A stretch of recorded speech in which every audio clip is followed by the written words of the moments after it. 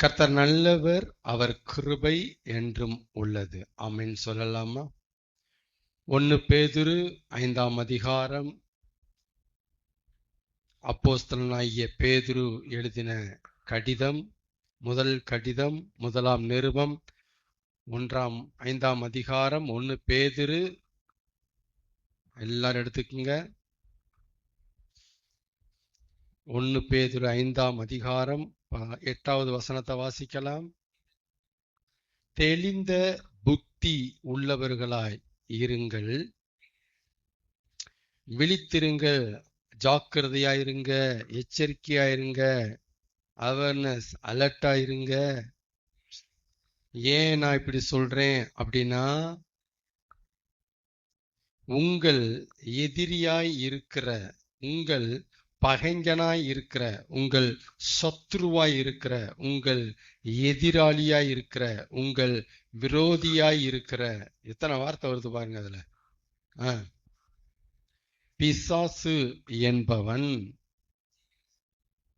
கர்ச்சிக்கிற சிங்கம் போல் எவனை விழுங்கலாமோ என்று வகை தேடி சுற்றித் திரிகிறான். ஏன் நீங்க விழித்திருக்கணும், அவேர்னஸா இருக்கணும், கவனமா இருக்கணும், ஜாக்கிரதையா இருக்கணும், எச்சரிக்கையா இருக்கணும் அப்படின்னா, பேதுரு முன் வைக்கிற, நம்ம கண்முன் வைக்கிற ஒரு காரணம், ஒரு ரீசன் என்னது? என்ன சொல்றாரு? என்ன காரணத்துக்காக நாம கவனமா இருக்கணும் அப்படிங்கிறாரு? பிசாசு அப்படிங்கிறத விட பேதுரு ஒரு வேர்டை ஆட் பண்றாரு. அதுதான் ஹைலைட் அங்க. உங்க எதிரி, உங்க எனிமி, யுவர்ஸ் எனிமி, உங்க பகைங்கன், உங்க விரோதி எவனை ஆட்டைய போடலாமோ, எவனை லபக்குன்னு விழுங்கலாமோ அப்படின்னு வகை தேடி. அப்படின்னா என்ன அர்த்தம்? சந்தர்ப்பம் தேடி, சமயம் தேடி, சான்ஸ் தேடி சுற்றி திரிகிறான். எப்ப யாரு மாட்டுவா, எப்ப யாரு கையில சிக்குவா அப்படின்னு உட்கார்ந்துட்டு இருக்கல சுற்றி திரிகிறான். ஒவ்வொரு வேர்டுமே நீங்க மெடிடேட் பண்ணினா அருமையா இருக்கும். சுற்றி திரிகிறான்.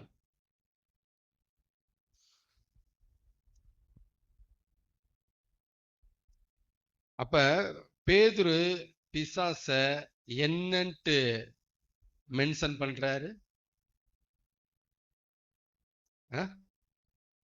உங்க எதிரி. சரிங்களா? நான் அவனுக்கு என்ன பண்ணேன்? நான் அவனுக்கு என்ன பண்ணனேன்? எனக்கு எதுக்கு, என்னை எதுக்கு அவன் எதிரியா பார்க்கறான்? நான் அவனுக்கு என்ன பண்ணனேன்? நான் அவன் செஞ்ச துரோகம்தான் என்ன, தீமைதான் என்ன? என்னை எதுக்கு அவன் எதிரியா பார்க்கறான்? பேச முடியுமா? நான் அவனுக்கு ஒன்றும் பண்ணலை. நான் என்ன பண்ணேன் அவனு?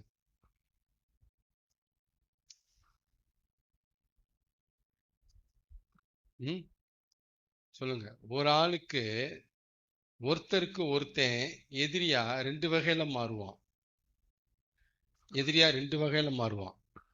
ஒண்ணு நான் ஒருத்தனுக்கு தீமை, கெட்ட காரியம், கெடுதல் பண்ணிட்டேன்னா அவன் எனக்கு எதிரியா மாறுவான். மாறுவானா? அவனை விடக்கூடாதுடா அப்படி மாறுவாங்க. இது ஒரு வகை மெத்தடு. இன்னொன்னு,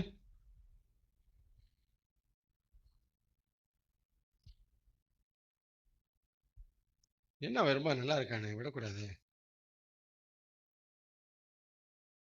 ஆள் வளர்ந்துட்டே போறான், விடாத, போடுதல் ரொம்ப போயிட்டு இருக்கிறாரு, பொறாம, வளர விடாத ஆள வழி பண்ணு. இப்படி மாறுறாங்களா? இவன் ஒன்றும் செய்யல, இவன் உழைக்கிறான், சம்பாதிக்கிறான், ஆசீர்வதிக்கப்படுறான், வாழ்றான், வைக்கிறான். ஆனா அது அவனுக்கு பிடிக்கல. அத மைண்ட் அவன் டிஸ்டர்ப் பண்ணுது. இங்க நான் என்ன ரகத்துல நான் பிசாசுக்கு எதிரியா மாறுறேன், என்னை ஏன் எதிரியா பாக்குறான் அப்படின்னா, நீங்க எப்பயுமே லைஃப் டைமா நீங்க சொல்ல வேண்டியது, லைஃப் லாங்கா நீ சொல்ல வேண்டிய ஒரே ஒரு காரணம், நான் ஒன்றும் செய்யலைங்க, அப்புறம் ஏன் எதிரியா என்ன பாக்குறான் அப்படின்னா,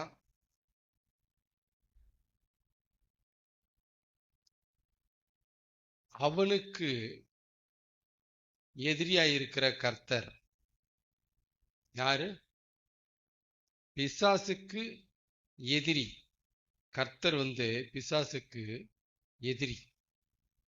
அவரை எதிரியா பாக்குறான் படைப்பாளிய. பெருசா பேச வந்துட்டேன், பெருசா படைச்சிட்டார், எதிரி. தனக்கு எதிரியா இருக்கிற கர்த்தர் மனுஷனை நேசிக்கிறார். அவனுக்கு அது பிடிக்கல. என் எதிரி யாரு? கர்த்தர். அப்ப கர்த்தர் யார நேசிக்கிறாரோ அவங்கெல்லாம் இவனுக்கு ஆட்டோமேட்டிக்கா எதிரியா மாறுறாங்க. கர்த்தருடைய கூட்டாளிகள் எல்லாமே எனக்கு எதிரி. அவன் அந்த லிஸ்ட்ல வர்றான். இந்த ஆண்டவர் ஏற்கனவே சொல்லியிருக்கிறாரு, மறுபடியும் யாவப்படுத்துறாரு. மறந்துடக்கூடாது, மறந்துடக்கூடாது. நான் ஒண்ணுமே பண்ணல, என்ன ஏன்டா எதுக்குறேன்னா இதான் மேட்ரு. ஏன் எதிரி உன்னைய கைக்குள்ள போட்டிருக்கிற எண்ணத்துக்கு அதான் விட மாட்டேன். நேசிக்கிறார். அப்ப கர்த்தர் நம்மரை நேசிக்கிறார் அப்படிங்கிற ஒரே காரணத்துக்காக நான் பிசாசுக்கு எதிரியா மாறிட்டேன். ஒரே காரணம் தான், வேற ஒண்ணுமே தெரியாது, வேற ஒண்ணுமே அவன் கேட்கல. தான் எதுக்கு ஒண்ணு நேசிக்கிறாரு, நேசிக்க வேணாம்னு சொல்லு, விட்டுட்டு போறேன், விட்டுட்டு போறேன் சொல்லு. போய் உன்னை அடிச்சு அங்க வலிக்குண்டா, உன்னை அடிச்சு அங்க வலிக்கும், அதான் உன்னை அடிக்கிறேன். அதெல்லாமே ஒரு லா, யதார்த்தம். இப்படிதான் நடந்துட்டு இருக்கு பரலோகத்துல. இதான் இருக்கு, இதான் பிரச்சனையா போயிட்டு இருந்துச்சு. இங்க பூமியிலேயே என்னடா பிரச்சனை கேட்டா இதான் பிரச்சனை. அப்ப உங்கள் எதிராளி ஆகிய பிசாசானவன்னா நான் எப்படி அவனுக்கு எதிரியானேன், நான் ஒன்றும் பண்ணி தொலைக்கலையே அப்படின்னா இதான் மேட்ரு. அவர் என்ன நேசிக்கிறார். சரிங்களா? யோபுக்கும் பிசாசுக்கும் என்ன சண்டை சச்சரவு? ஒண்ணும் இல்லை. அவன் பாட்டுக்கு வாழ்ந்தான், அவன் பாட்டுக்கு இருந்தான். என்ன சண்டை சச்சரவு வந்துருச்சு? பிசாசு சொத்தை அபகரிச்சான். அவன் ஒண்ணுமே பண்ணலையே. என்ன பிரச்சனை? ஏன் அவன் மேல இவ்வளவு காட்டம், இவ்வளவு கோபம், இவ்வளவு வக்கிரம் எதுக்கு?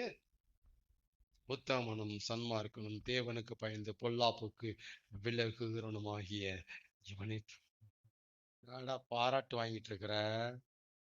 பாராட்டு. என் எதிரி உன்னைய பாராட்டினா எனக்கு பிடிக்காதுல்ல, இதான் மேட்ரு. இந்தானா கோத்துல வந்தானா, இதான் மேட்ரு. புரிஞ்சுக்கணும். இல்ல நமக்கு அவனுக்கு நேரடி பிரச்சனை இல்லை, ஆனா மறைமுகமா பிரச்சனை போயிட்டு இருக்கு. அதனாலதான் உங்கள் எதிராளியாகிய பிசாசானவன் எவனை விழுங்கலாமோன்னு சுற்றி திரிகிறான். ஏன்டா சுற்றி திரிகிற? நேசிக்கிறார். அவர் உன்னைய பிடிக்குதுன்னு சொல்றாரு. அவரு உன்னைய பிடிக்குதுன்னு சொல்றாரு. அது எனக்கு பிடிக்க மாட்டேங்குது, விட மாட்டேன். ஆமென்னா? இதுல இவனும் மாற மாட்டான், அதுல அவரும் மாற மாட்டார். நடுவுல யாரு கிடக்குறா? யோபு தான் கிடக்குறான். ஆண்டவரே பெரிய தலைவலியா இருக்கு உன்னோட, நேசிக்கிறத விட்டுருங்களேன். ஓட யாருக்கு பயந்துட்டு? யாரு என்னடா கொசுக்கு பயந்து கோட்டையா கட்டுவாங்க அப்படின்னு அவர் சொல்றாரு. நல்லாத்தான் இருக்கு. டே விட்டு தோடா, முடியாதுடா. அவரோட சொல்ல விடுறேன் நான். ஆமென். அப்ப புரிஞ்சுக்குங்க, உங்கள் எதிராளி அப்படின்னு பேதுரு அந்த வேர்டை மென்ஷன் பண்றாருன்னா என்ன ரீசன்ல நம்ம எதிரியா இருக்கிறோங்கிறத புரிஞ்சுக்கணும். என்ன ரீசன்ல நம்ம எதிரியா இருக்கிறோம்? இந்த காரணம் தான், இந்த காரணத்தை நம்ம அவாய்ட் பண்ணவே முடியாது, மாத்திக்கவே முடியாது, இந்த காரணம் இருந்தே ஆகும். அப்ப நாம சாகிற வரைக்கும் பிசாசுக்கு நாம எதிரி தான். நம்மள அவன் எதிரியாத்தான் பார்ப்பான். வழியே இல்லைன்னு தலை எழுத்துன்னு எழுதி வச்சுக்கோங்க, இது தலை எழுத்து. ஆமேன். எந்த வகையில நாம எதிரியா இருக்கிறோங்கிறத சொல்லிட்டாரு. இதான் மேட்ரு. ரைட். இது ஒரு பக்கம் நம்ம புரிஞ்சுக்கிட்டாலும் இன்னொன்னு சேர்த்து புரிஞ்சுக்கணும். நம்முடைய எதிரிக்கு நம்மை எதிரியாக்குவதே நம்மை குறித்த தேவனுடைய சித்தம். நம்முடைய எதிரிக்கு நம்மளை எதிரியாக்குவார். பிசாசு நமக்கு எதிரி, சரிங்களா? இது பயமா இருக்கு. இப்ப அவனுக்கு என்ன எதிரியாக்குற? வா வாப்பு வா விளாண்டுருவான், வா நீ நிந்திக்கிற இஸ்ரவேலின் தேவனாகிய சேனைகளுடைய இராணுவத்தினால வரண்டா கோலியாத்து, வர்றேன். என்ன செஞ்சிருவ? என்னடா செஞ்சிருவ? என்ன செஞ்சிருவேங்கிறேன். வர்றேன். இதான் எதிரியாக்குறது. புரியுதுங்களா? ஆல்ரெடி நமக்கு எதிரியா இருக்கிறான். நமக்கு எதிரியா இருக்கிற அவனுக்கு நம்மள எதிரியா மாத்துறது. நீ எனக்கு எதிரினா நான் உனக்கு எதிரி தான்டா, பயப்படமா இல்லடா. நான் அவனுக்கு நாம எதிரியா இருந்தோம். ஒரு டைம் வந்து ஆண்டு புரிய வச்சோனையும் அவனுக்கு நாம எதிரியா மாறிட்டோம். ஆமான் மொர்தெகாயை யோசிச்சு பாருங்க. மொர்தெகாய் ஆமானுக்கு யார் தான் எதிரி? மொர்தெகாய் தான் எதிரி. மொர்தெகாய்க்கு ஆமான் எதிரி. ஆமானுக்கு மொர்தெகாய் எதிரியா இருந்தான். ஆனா மொர்தெகாய் திமிரி எந்திரிச்சு ஆமானுக்கு எதிரியா மாறிட்டான், மேட்டர் முடிச்சிட்டான். இந்த இந்த இந்த இந்த கான்செப்ட்ல ஆண்டு கிரீசியர் பயப்படாதரா, பயப்படாதரா, அவன் உனக்கு எதிரி, அதனால நீ நேசிக்க வேணாம்னு சொல்றியா? நான் உனக்கு செய்யிட்டா, நான் உனக்கு செய்யறேன் பாரு. உன்னைய அவனுக்கு எதிரி ஆக்கிடுறேன். போதுமா? பிளேட்டை மாத்தி விட்டுறேன். நான் ஏஞ்சி போனிப்ப. ஆமேன். இதெல்லாம் உண்மை. இப்படிதான் நடந்துட்டு இருக்கு. இது உண்மை. நான் சொல்றதெல்லாம் உண்மை. இப்படிதான் மாத்துறாரு, இப்படிதான் செயல்படுத்துறாரு. கர்த்தர் நல்லவர். நம்மளை விட நம்மளை படைச்ச அவருக்கு அறிவு இருக்கு நான் சொல்றேன். இதை நம்புற மாதிரி இருக்கா, நம்பாம இருக்கா? நம்புற மாதிரி தானே இருக்கு. நம்மளை விட நம்மளை படைச்ச அவருக்கு அறிவு இருக்கு. இப்ப இதை வச்சுட்டு என்ன சொல்ல வரோம், என்ன நம்ம புரிஞ்சுக்கணும் அப்படின்னா, அப்ப நம்மளை தப்பா நடத்த மாட்டார். நம்மளை தப்பா நடத்தவே மாட்டார். நம்மளை விட அவருக்கு அறிவு இருக்கு. நான் எப்படி தப்பா நடத்துவாரு? நம்பர் ஒன், நம்மளை விட அவரு நல்லவர் நான் சொல்றேன். நம்பலாமா? நல்லவர். எப்படி தப்பா நடத்துவாரு? எப்படி தப்பா நடத்துவாரு? அதனால இங்க ஏதாவது தப்பா நடத்துற மாதிரி இருக்கா அப்படின்னா இதை புரிஞ்சுக்கணும். தப்பா நடத்த மாட்டாரு. எப்பயுமே பிக்சர் வந்து கடைசியா தான் கிடைக்கும். பிக்சர் பீஸ் தான் முன்னாடி கிடைக்கும். பட துண்டுகள் அது முன்னாடி கிடைக்கும், முதல்ல கிடைச்சிடும். அங்க ஒண்ணு இங்க ஒண்ணுமா கிடைக்கும். ஆனா கடைசியா தான் முழு பிக்சரும் கிடைக்கும். இது வந்து லா, இப்படிதான் இருக்கும். முதல்ல புலி வந்துடும், பழி வந்துடும், சிறை வந்துடும். கடைசியா தான் சிங்காசனங்கிற பிக்சர் வரும். ஆனா இந்த இந்த பிக்சர் பீஸ் கையில இருக்கிற வரைக்கும் நமக்கு எல்லாமே கச்சா முச்சான்னு இருக்கும். அதனால தப்பா நடத்திட்டாரு, தப்பா நடத்துவாருங்கிற பாயிண்ட்டுக்கே வரக்கூடாது. நம்மளை விட நம்ம மேல பாசம் வச்சிருக்கிறாரு அப்படின்னா அப்ப நிச்சயமா தப்பா நடத்த மாட்டார். கேரண்டியா சொல்லணும், தப்பா நடத்த வாய்ப்பே இல்லை. என்னைய தப்பா நடத்த வாய்ப்பு இல்லை. நான் தப்பா நடந்தாலும் என்னை விடுறதுக்கும் வாய்ப்பு இல்லை. விட்டு பிடிப்பாரு, விட்டு பிடிப்பாரு. சில நேரம் விடாம பிடிச்சிருவாரு, சில நேரம் விட்டு பிடிச்சிருவாரு. ரெண்டுமே செய்வார் அவர். விட்டு பிடிச்சிருவாரு.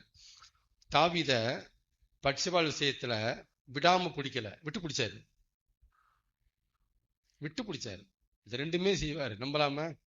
விடாம பிடிக்கிறது உண்டு, விட்டுட்டு பிடிக்கிறது உண்டு அவர்கிட்ட. அதனால தப்பா நடத்த மாட்டார். கர்த்தர் நல்லவர். சரி, ஒரு டீச்சிங்குள்ள போகலாம்.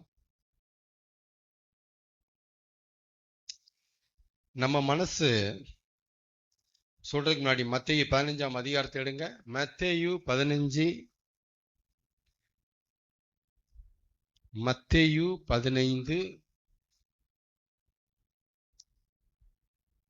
8ஆம் வசனத்தை வாசிக்கலாம்.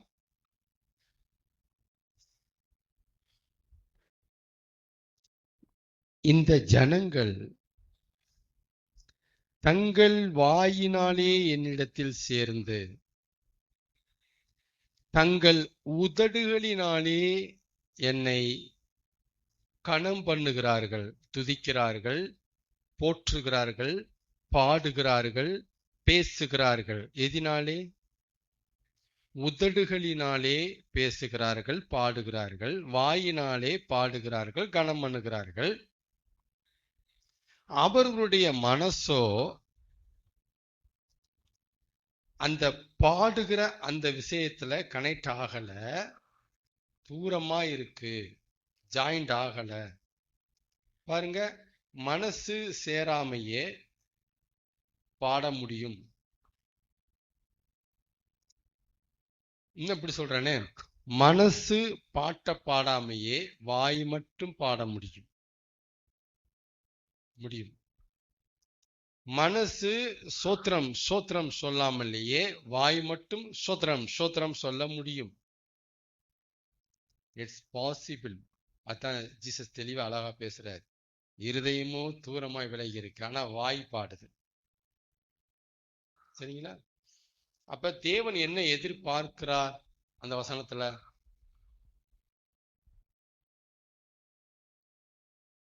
அந்த வசனத்துல இயேசு எதிர்பார்த்தது என்ன? இருக்கிறத சொல்லிட்டாரு. ஆனா அவர் என்ன எதிர்பார்க்கிறார் சொல்லுங்க சீக்கிரம், சப்ஜெக்ட்குள்ள போகணும் நானு. என்ன எதிர்பார்க்கிறாரு? அவர் மனசு என்னத்தை எதிர்பார்க்குது அந்த விஷயத்துல? உதடு கனம் பண்றதுனா எதிர்பார்க்கல, மனசு கனம் பண்ணண்டாங்கிற. மனசு கனம் பண்ணணும், மனசு பாடணும், மனசு போற்றணும், மனசு துதிக்கணும், மனசு பேசணும் அப்படின்னு அவர் பேசுறாரு. இந்த வர்ஷிப்ல அல்லது தனிப்பட்ட பிரேயர் டயத்துல இதை இங்க புரிஞ்சுக்கணும். மனசு பாடணும், மனசு பேசணும். வாய் மட்டும் பேசக்கூடாது, வாய் மட்டும் பாடக்கூடாது. அது அப்ரேஜனம், வேஸ்ட். சரிங்களா? சரி, எனக்கு ஜெப நேரத்துல வாய் தான் பாடுது, வாய் தான் பேசுது, எனக்கு நல்லா தெரியுது. பட் மனசு ஜெபத்துல இல்ல, அது எங்கெங்கயோ சுத்திட்டு இருக்கு. ஆனா வாய் என்ன செய்யுது? பாடுது. ஆனா மனசு எங்கெங்கயோ சுத்திட்டு இருக்கு. நான் என்ன செய்ய? ஜீசஸ் பிடிக்கலன்ட்டாரு. அவர் பிடிக்கலைங்கிறது யதார்த்தம், ஒத்துக்க வேண்டியது, ஏத்துக்க வேண்டியது. பட் கள்ள நிலவரமோ வேற மாதிரி இருக்கு. அவர் சொல்ற மாதிரிதான், அந்த ஜனங்கள் மாதிரிதான் இருக்கு. எனட்டையும் இருதயமோ தூரமா விலகி இருக்கு, ஆனா வாயோ பாடுது, வாயோ பேசுது. இதை எப்படி சரி பண்றது? டிப்ஸ் என்ன? இது எப்படி நடக்கும்? இது எப்படி சரி பண்றது அப்படின்னா, மனசு ஜெபத்துல இல்ல, அதாவது ஜெபத்துக்குள்ள வரல. மனசு எங்க வரல? உடம்பு ஜெபத்துக்குள்ள வந்துருச்சு, புறம்பான மனுஷன் ஜெபத்துக்குள்ள வந்துட்டான். ஆனா ஆவி மனுஷன், ஆத்தும மனுஷன் ஜெபத்துக்குள்ள வரல, அவன் சுத்துறான் வெளியே. அப்படின்னாலும் சரி, இது முதல் பிரச்சனை வரும். ரெண்டாவது, மனசு வந்து வந்து வந்து வந்து போகுது, இதுவும் நடக்கும். வந்த மாதிரி இருக்கு, டக்குன்னு வெளியே போகுது. வந்த மாதிரி இருக்கு, டக்குன்னு வெளியே போகுது, இதுவும் நடக்கும். முதல்ல எது நடக்கும்? மனசே அங்க இருந்திருக்காது. இது பிரச்சனை. ரெண்டாவது இல்ல வருது ஆனா நிக்க மாட்டேது, ஓடுது. வருது ஆனா நிக்க மாட்டேது, ஓடிடுது. இந்த ரெண்டு பிரச்சனை மாறி மாறி எப்படிலாம் நடக்கும் இருக்கு அப்படின்னா, நீங்க பண்ண வேண்டியது, நீங்க புரிஞ்சிக்க வேண்டியது, செய்ய வேண்டியது, புறம்பான மனுஷன் பேசுறதையும் பாடுறதையும் ஸ்டாப் பண்ணணும். அவ்வளவு என்ன அர்த்தம்? வாயி, நாக்கு, உதடு ஆக்டிவேஷன்ல இருக்கிறத டீஆக்டிவேட் பண்ணணும்.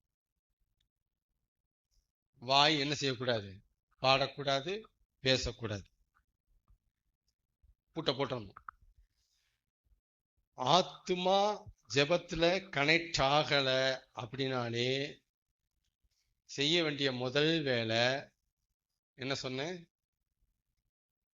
ஆண்டவர் என்ன சொன்னாரு? ஆத்மா ஜெபத்துல கனெக்ட் ஆகல, கனெக்டடா இல்லைன்னா முதல்ல நீங்க செய்ய வேண்டியது வாய்க்கு பூட்ட போடணும். வாயை பேச விடக்கூடாது, பாட விடக்கூடாது. நம்பர் 1, அருமையான ஸ்டெப்பு, அருமையான ரகசியம், அருமையான நுணுக்கம். முதல்ல வாயை ஸ்டாப் பண்ணணும், வாயை கட்டிடணும். நம்பர் 1. ரெண்டாவது, கொஞ்ச நேரம் ஆத்மாவை, அதாவது ஆத்தும மனுஷனை, அதாவது ஆவி மனுஷனை பேச விடணும். எதை பேச விடணும்? வாயில பூட்ட போடணும். பூட்ட போட்டுட்டு மனச பேச விடணும். தட் மீன்ஸ் மனசுக்குள்ள நீங்க பேசணும். மனசுக்கு நீங்க வேலை கொடுக்கணும். மனசுக்கு என்ன செய்யணுங்க? வாய்க்கு வேலை கொடுக்கறத ஸ்டாப் பண்ணிட்டு மனசுக்கு நீங்க வேலை கொடுக்கணும். அல்லட்னா உங்க மனச அந்த வேலையை செய்ய விடணும். இந்த டிப்ஸை ஃபாலோ பண்ணுங்க, கரெக்டா உட்காரும். மனசு அந்த வேலையை செய்ய விடணும். வாய் செஞ்சிச்சுல, அந்த வேலையை ஸ்டாப் பண்ணிட்டு மனசை செய்ய விடணும். மனசை பேச விடணும், மனசை பாட விடணும். இத கொஞ்ச நேரம் பண்ணா போதும், மனசு ஜபத்துக்குள்ள கனெக்ட் ஆயிரும், உள்ள வந்துடும். எப்பெல்லாம் மனசு கனெக்ட் ஆகல, வாய் தான் கனெக்ட் ஆயிருக்குன்ட்டு ஃபீல் பண்றீங்களோ, அதை கண்டுபிடிச்சிட்டீங்களோ, முதல்ல செய்ய வேண்டியது என்னது?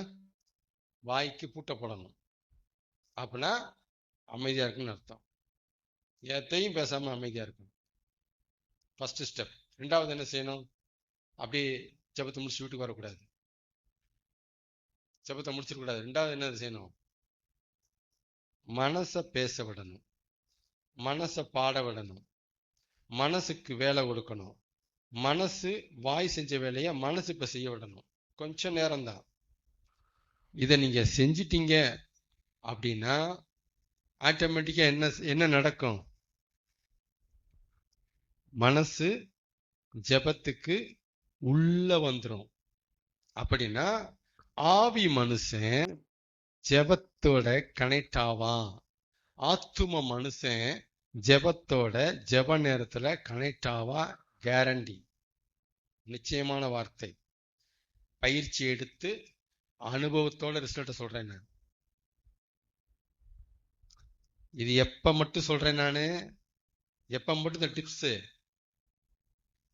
மைண்ட் கனெக்ட் ஆகாம, சோல் கனெக்ட் ஆகாம, மவுத் மட்டும் கனெக்ட் ஆகுதுன்ட்டு நீங்க ஃபீல் பண்ணிட்டீங்க அப்படின்னா இதைத்தான் செய்யணும். மைண்டு கனெக்ட் ஆகல, வாய் தான் கனெக்ட் ஆயிருக்கு அப்படின்னா கண்டுபிடிச்சிடலாம். நீங்க உங்களுடைய ஜப நேரம் உங்களுக்கு திருப்தியை கொடுத்துருக்காது, அதிருப்தியா இருக்கும், ஒரு மன நிறைவே இருந்திருக்காது. இதான் அடையாளம். ஜெபிச்ச மாதிரியே இருந்திருக்காது, எப்படி போனீங்களோ அப்படி வந்த மாதிரி இருக்கும். இதான் அடையாளம். அப்ப எப்படி போனீங்களோ அப்படிதான் வந்தீங்க அப்படின்னா வாய் தான் கனெக்ட் ஆயிருக்கு, மைண்டு கனெக்ட் ஆகுங்கிறதுக்கு அடையாளம் தான். ஆமென் சொல்லலாமா? நீங்க என்ன எப்படி கத்துக் கொடுக்குறீங்க, நீங்க என்ன எப்படி உபதேசிக்கிறீங்க அப்படின்னா, அது எப்படி ஜெபத்துக்கு போயிட்டு வாயை மூடிட்டு கம்முன்னு இருக்கிறது? அடுத்த கேள்வி கேட்பாங்க. கம்முன்னு இருக்கிறது, 4 பாட்டை பாடணும், 4 பேச்சை பேசணும், பேசினா தானே நம்ம அப்படி வர முடியும். வாயை மூடிட்டு கம்முன்று இருக்கிறது எப்படி? இப்படி ஒரு கேள்வி கேட்டா, இப்படி ஒரு கேள்வி மனசுல வந்தா புரிஞ்சுக்குங்க, இருதயம் அவரிடத்துல சேர்ந்து வாயும் உதடும் அவருக்கு தூரமா விலகி இருக்கிறது தவறு இல்லை. புரிஞ்சுக்குங்க, மனசு அவரோட கனெக்ட் ஆகி, சப்போஸ் வாயும் உதடும் நாக்கும் கனெக்ட் ஆகல, பூட்டு போட்டிருக்குன்னா தவறே இல்லை, தவறே கிடையாது. அன்னாள் தன் இருதயத்தை என்ன பண்ணுனா? ஊற்றினாள். அவள் சத்தமோ கேட்கப்படவில்லை. நடந்துச்சா இல்லையா? கேட்கப்படவில்லை. ஆனா அன்னாள் தன் இருதயத்தில் பேசினாள். அப்படிதான் வந்திருக்கு, இருதயத்தில் பேசினாள். அப்ப என்னன்னா, வாய்க்கு பூட்டு, ஆனா இருதயம் கனெக்டடு. கேட்கப்பட்டதா இல்லையா ஜெபம்? கேட்கப்பட்டது. அதனால வாயில அது இப்படி சும்மா இருக்கிறது, உம்முன்னு இருக்கிறது எப்படி? வாயை திறந்து 4 பாட்டை பாடணும்ல? நோ. மைண்ட் சோல் கனெக்ட் ஆகுங்கிறதா முக்கியம். ஓகே, அப்ப இருதயம் அவரிடத்தில் சேர்ந்து வாயும் உதடும் அவருக்கு தூரமா விலகி இருக்கிறது தவறல்ல. வாயும் உதடும் அவரிடத்துல சேர்ந்து இருதயம் அவருக்கு தூரமாய் விலகி இருக்கிறதான் தவறு. அதான் மத்தேயு 15:8. வாயும் உதடும் ஆண்டவரோட கனெக்ட் ஆயிருக்கு, ஆனா ஆத்துமா, மனசு, இருதயம், உள்ளம் வெளியே கிடக்கு. இது தவறுங்கிறார். இது தவறு, ஸ்ட்ரிக்ட்லி நோங்கிறார், அக்செப்ட் பண்ண மாட்டேங்கிறார். இயேசு அங்க வருத்தத்தோட சொல்ற காரியம் அதான். இந்த ஜனங்கள் என்னிடத்தில் வாயினால் என்னிடத்தில் சேர்ந்து உதட்டினால் கனம் பண்ணுகிறார்கள், அவர்கள் இருதயமும் எனக்கு தூரமாய் விலகி இருக்கிறது. தப்பு இது. மனசு ஜெபத்துல இல்லாம ஊர் சுத்திட்டு இருக்கு. வாய் 4 பாட்டை பாடுது, மனசு ஊர் சுத்துது. ஆண்டவருக்கு எது பிடிக்காது. மனசுதான் 4 பாட்டை பாடணும். எது பாடணும்? நம்ம மனசுதான் ஆண்டவரை பாடணும். வாய் பாடுறது ரெண்டாவது. வாய் பாடுது, பாடாம போகுது, ஆண்டவருக்கு அது தேவையே இல்லை. நீ வாயை திறந்து ஜெபி, ஜெபிக்காம போ, ஆனா உன் மனசு ஜெபிக்குதான்னு கேட்கிறாரு. மனசு ஜெபிக்கணும். மனசு ஜெபிக்காம வாய் மட்டும் ஜெபிச்சு ஒண்ணுமே ஆக போறதில்ல ஆண்டவர் சமூகத்துல. ஒன்னும் நடக்காது, வேஸ்ட், டயத்தை வேஸ்ட் பண்றோம். மனசு பாடாம, ஆண்டவரை துதிக்காம, ஆண்டவரை போற்றாம, வாயு உதடும் ஆண்டவரை போற்றி ஒரு பிரயோஜனமும் நடக்க போறதில்ல. நமக்கே திருப்தி இருக்காது, ஆண்டவரை ஒண்ணுமே செய்யாது. பாத்தீங்களா? உங்களுக்கு தான் ஆண்டவர் பேசுறாரு பாருங்க.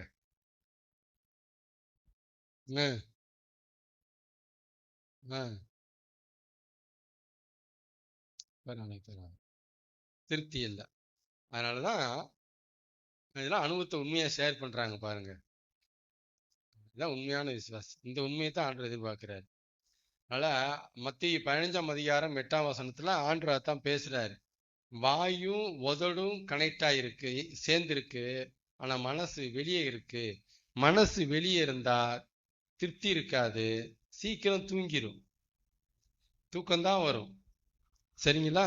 அதனால ஆண்டவர் இதுக்கு எதிரா நிக்கிறாரு.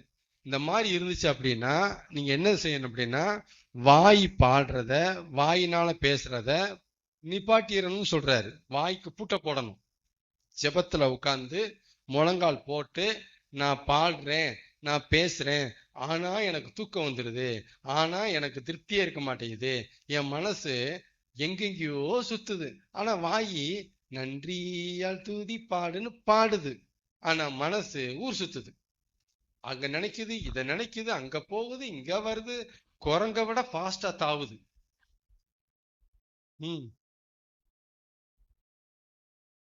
அதனாலதான் மனம் ஒரு குரங்குன்னு சொல்லி வச்சாங்க. மனம் ஒரு மங்கி அப்படின்னு என்னன்னா, மரத்துக்கு மரத்து தாவும், ஒரே மரத்துல கிளைக்கு கிளைக்கு தாவும் குரங்கு. அதை பிடிச்சி ஒரு இடத்துல நிப்பாட்டுறது நமக்கே சாத்தியம் இல்லாத விஷயம். நமக்கு சாத்தியம் இல்லை. அந்த கலையை ஆண்டுதான் வச்சிருக்கிறார், நமக்கு தெரியாது, கத்துக் கொடுக்கல, அதெல்லாம் நம்மளால முடியாது. சரிங்களா? அப்ப மனம் இவ்வளவு பெரிய டேஞ்சர், இவ்வளவு பெரிய வேலை பார்க்கறது, அதை பிடிச்சி நிப்பாட்ட முடியாது. அப்படின் போது அதை ஆண்டோட கனெக்ட் பண்றதா சாதாரண விஷயம். நான் தான் சொன்னேன், வந்து வந்து போற விஷயம்லாம் நடக்கும். இப்பதான் மனசு வந்து நல்லவரேன்னு சொல்லும், திரும்பி பார்த்தா அது எங்கேயோ போய் நிற்கும். வாய் மட்டும் நல்லவரே வல்லவரேன்னு சொல்லிட்டு இருக்கும். போச்சு, எங்கடா போச்சு, போயிடுச்சு, அது ஊருக்கு எங்கேயோ போயிடுச்சு. அப்ப இந்த மாதிரி மனசு சேட்டை பண்ணுது அப்படின்னா எடுக்க வேண்டிய முதல் ஸ்டெப் வாயை அரெஸ்ட் பண்ணணும். பேசாத, புறம்பான மனசுலாம் ஸ்டாப் பண்ணணும். டீஆக்டிவேட்ல இரு, நீ ஒன்னும் பேசாத. மனசை பேச விடணும், மனசை நினைக்க விடணும், மனசை அவரை பத்தி யோசிக்க விடணும், மனசை பாட விடணும். மனசுக்கு வேலை விடுங்க, ஆட்டோமேட்டிக்கா வழி இல்லாம இங்கேயே கிடக்கும், அது அங்கேயே கிடக்கும். மனசுக்கு வேலை கொடுக்கணும். வாய்க்கு வேலை கொடுத்தீங்கன்னா மனசு ஓடிடும். கூப்பிட்டு மனசுக்கு வேலை கொடுக்கணும். உட்காரு, நன எப்படி நடத்தினார் நன, நீயே என்னன்னு உனக்கு காப்பாத்தினார் நன, நீயே நன.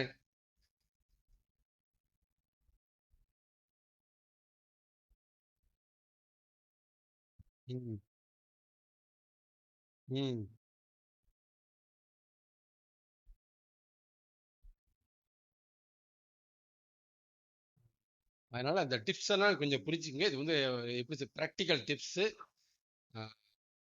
100% சக்சஸ் ஆகும். நான் சொல்ற மாதிரி புரியுங்க.